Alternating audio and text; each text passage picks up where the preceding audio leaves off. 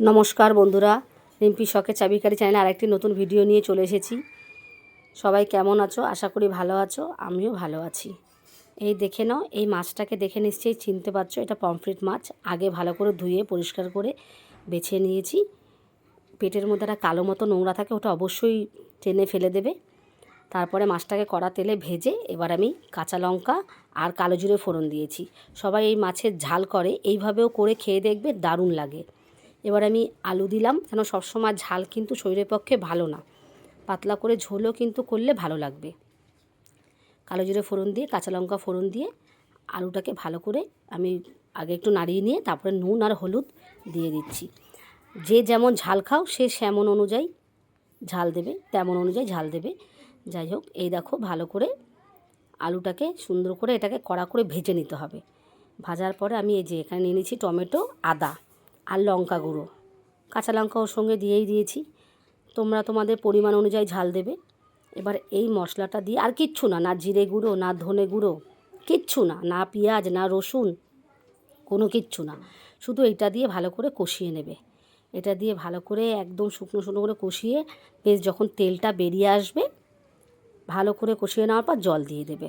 জল দিয়ে এটাকে তোমার পরিমাণ মতো তুমি জল দেবে, যে তোমরা ঝোল কতটা তোমাদের লাগবে। তারপরে মাছগুলোকে একটা একটা করে ভালো করে সাজিয়ে দেবে, যাতে ভেঙে না যায়। সুন্দর করে সাজিয়ে দেবে, যাতে একটার পিঠে আরেকটা না লেগে থাকে। ঠিক সেই মতো করে মাছগুলোকে সাজিয়ে দেবে, কারণ এই মাছ খুব নরম হয় তো।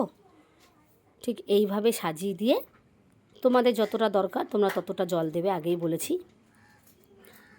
তারপর আস্তে করে এটাকে ঢাকা দিয়ে দেবে।